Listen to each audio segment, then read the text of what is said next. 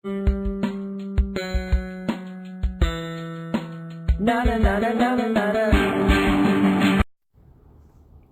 guys, welcome to another video of Life with Juan. This is me, Juan, and I'm doing my orthopedics rotation right now.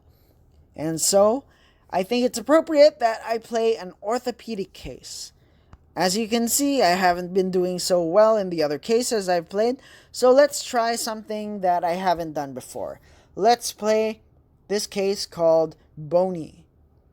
So, a 21-year-old woman presents with intermittent pain in her right thigh for 6 weeks. So it's not quite chronic, but it's not quite acute. The pain is present throughout the day, does not disappear at night, is not aggravated by movement or changes in posture, and is not alleviated by paracetamol or NSAIDs. Okay, so it's constant and it's not disappearing at night. So I'm thinking there's some sort of inflammatory process going on. There's no history of urinary or bowel symptoms. Her medical, surgical, and gynecological histories are unremarkable. She does not smoke, but she drinks around 4 to 6 units of alcohol per week and consumes marijuana occasionally. Okay, I generally would not recommend for anyone to do marijuana, but I'm not very aware of what its effects are on the bone. Let's take a look. So I'm here at NCBI PubMed, which is a credible resource for good journal articles. If you want to read more journal articles about medicine, about health, you can go to this website. And I'm reading this abstract of this article called Heavy Cannabis Use is Associated with Low Bone Mineral Density and an Increased Risk of Fractures. It was published on the American Journal of Medicine by Sophocleous et al. And so, in a nutshell, I'm going to show the source of this article below. But in a nutshell, it showed that heavy cannabis use is associated with low BMI and in turn low bone mineral density, especially spinal bone mineral density, and as a result, increased risk of bone fractures. So we know that our patient is at an increased risk of fracture.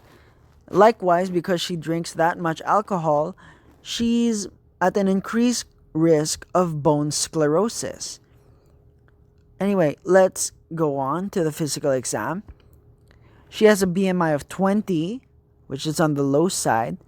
She has stable vital signs. And she has no abnormalities in her lungs, her heart, lungs, abdomen, and central nervous system.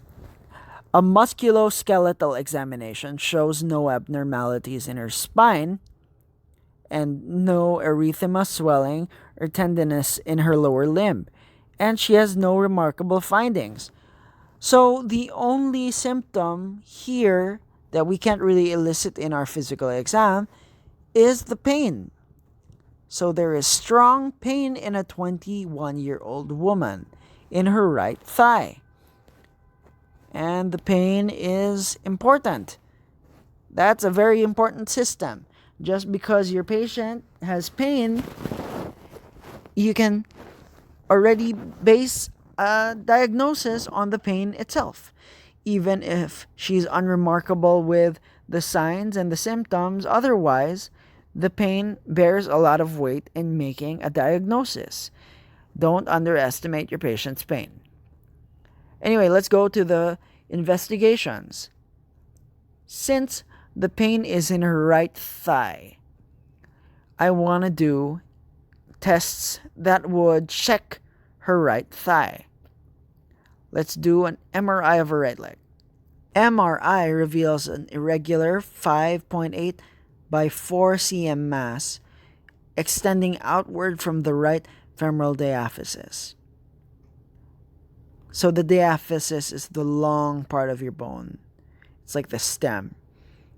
The mass is hypointense on T1 weighted images and heterogeneously hyperintense on T2. So as we can recall, water is white on T2, and because it's hyper intense on T2, it suggests that that mass is fluid-like in consistency. How about X-rays? Let's do X-rays. Anterior, posterior, and lateral X-rays of the right femur reveal a permeative lytic lesion within the diaphysis, a soft tissue mass extending outward from the same region, and a Codman triangle at the bony margin. X-rays of the lumbosacral spine and pelvis are normal. So what is a Codman triangle? Let's check it out. So I'm here at Radiopedia. It's a quick resource for any doctor who wants to study MRIs or X-rays. And I'm reading about the Codman triangle periosteal reaction.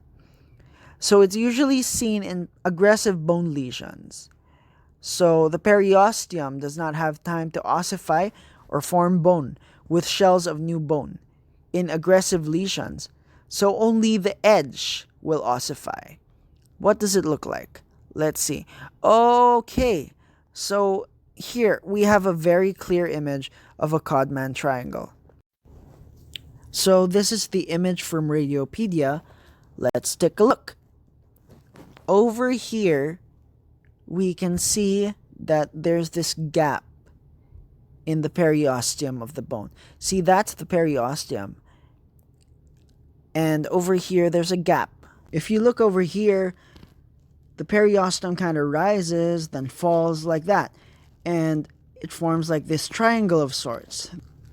It can't form because of this mass over here, whatever is blocking it from forming.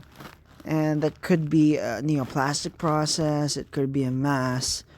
The bone cells can't deposit their minerals properly. So that's why it stops over here. See? That's our Codman's triangle.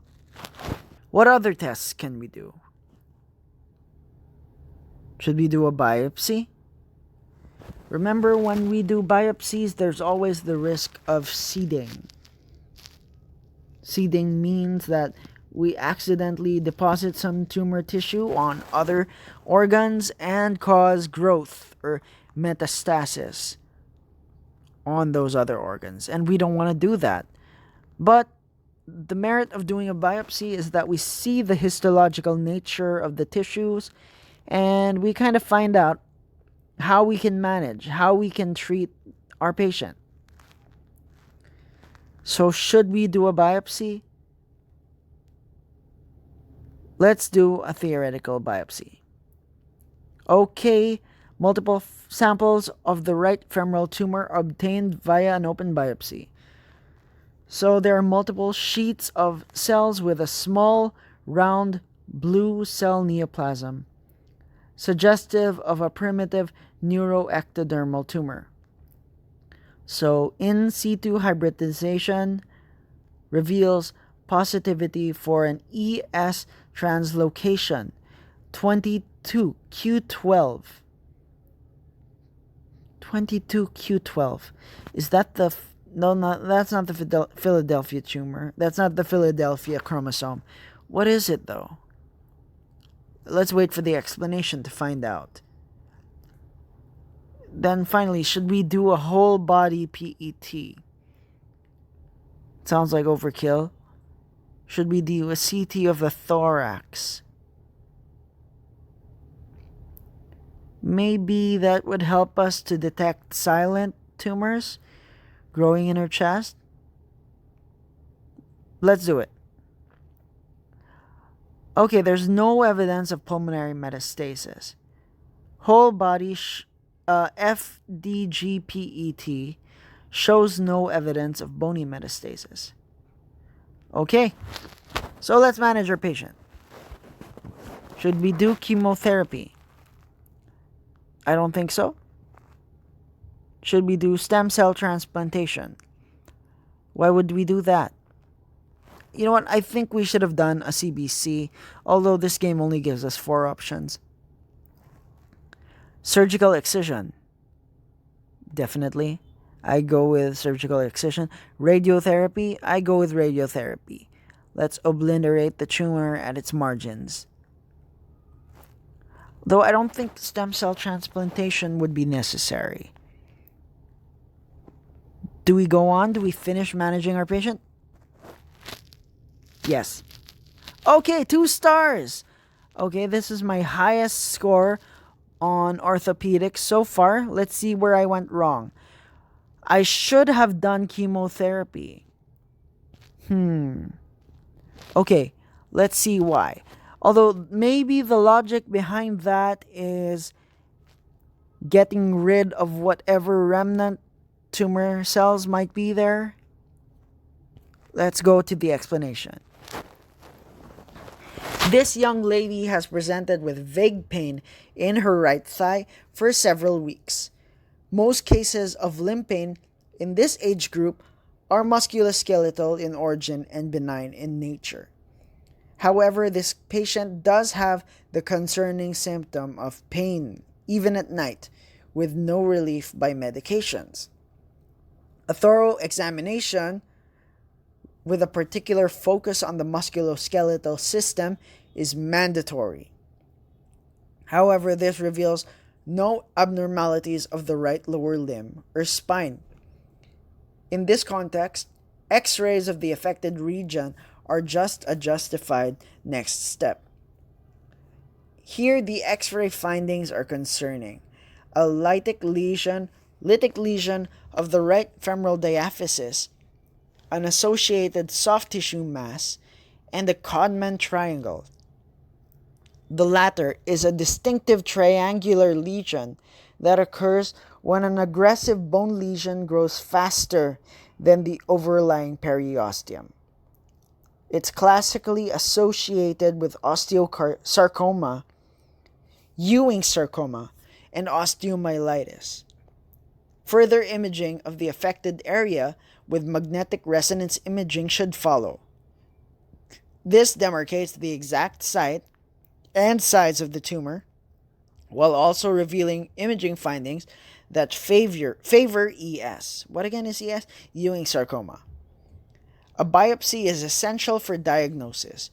To avoid tumor seeding, this is best performed by an incisional biopsy. In turn, histology reveals small blue round cells, most likely of neural crest origin. Fish clinches the diagnosis by revealing the ES translocation. Oh, okay, I see. So 22q12 is usually seen in Ewing sarcoma. I will note that for future reference. A significant number of patients with Ewing sarcoma have metastases at the time of presentation. Therefore, evaluation in this respect is also important. However, CT shows no evidence of thoracic metastases, while whole body positron emission tomography shows no bony metastases. Ewing sarcoma is typically first treated via neoadjuvant chemotherapy. I should have done that. Followed by local control with surgical resection, radiation, or both. Stem cell transplantation has no role in the management and is unnecessary invasive procedure with potential harm. So for discussion, Ewing sarcoma is a mesenchymal-derived high-grade bone sarcoma. It's the second most common primary bone malignancy in children and adolescents after osteosarcoma. The most common sites of recurrence are the bones of the lower extremities, pelvis, and chest wall. The femoral diaphysis is the most frequently affected individual location. Most cases are due to fusion of the Ewing sarcoma gene on chromosome 22q12 with a member of the erythroblast transformation sequence, most commonly FLI1 at 11q24. In many patients, the first presenting complaint is intermittent and variable locoregional pain that does not disappear at night, Unfortunately, given the young age of most patients, this is misattributed to normal bone growth or incidental trauma.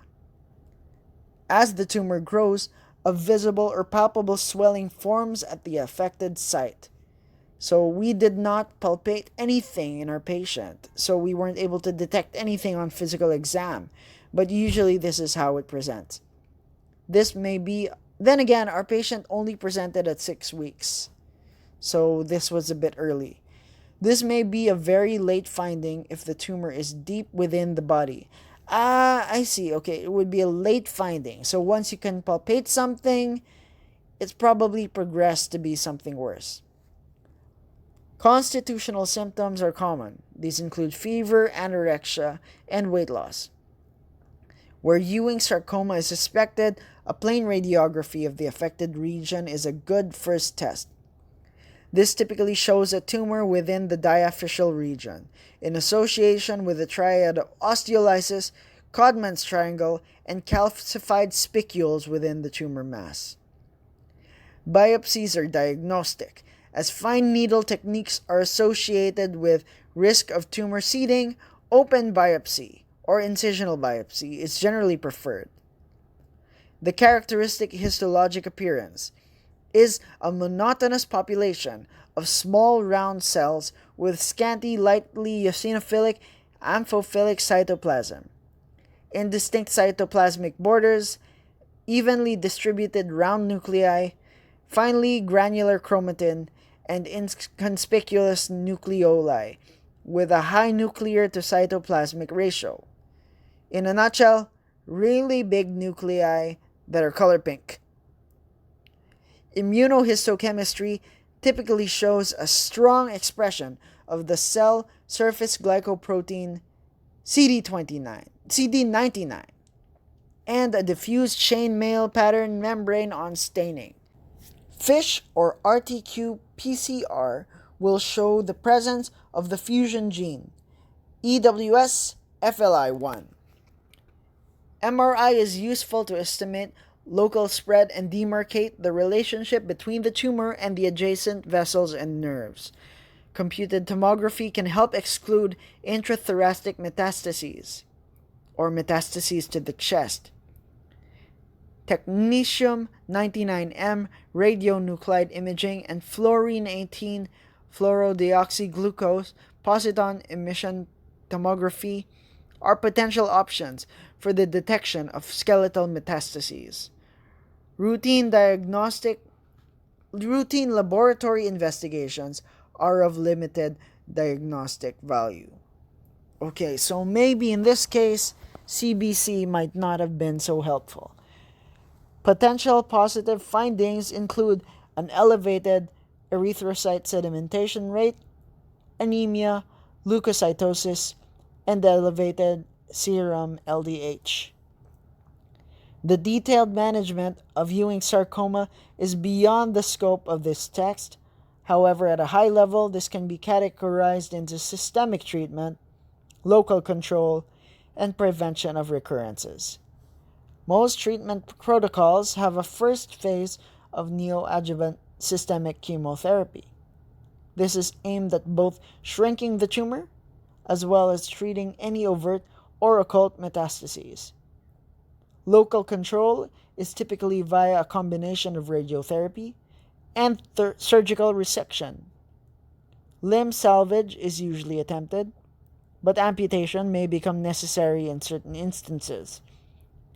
Prevention of recurrences is via adjuvant systemic chemotherapy. Unfortunately, around 25% of patients already have metastases at the time of presentation. In addition, between 30 to 40% of treated patients eventually develop recurrent local, distant, or combined disease. So for the take-home messages, Ewing sarcoma is the second most common primary bone tumor in children and adolescents. Local regional pain is the first presenting symptom, but often misdiagnosed as pain due to bone growth or incidental trauma. Plain radiographs will often demonstrate the typical imaging characteristics of the lesion. Biopsies are essential for diagnosis. And finally, Most treatment protocols consist of an initial phase of neoadjuvant chemotherapy, a subsequent phase of local radiotherapy and surgery, and the final phase of adjuvant chemotherapy. And there you have it, guys. That was Boney, this episode of Life with Juan. What did you guys think? Did you like this episode? Let me know in the comments below. Let me know also if you want me to do anything else, any other case on this game, Prognosis, or if you want me to do something else entirely. Like this video, please, and subscribe to my channel. And to stay in touch for future videos, hit the bell icon. And that's it for today. This has been Juan. Remember, live life to the fullest, because you only have one life to live. See y'all!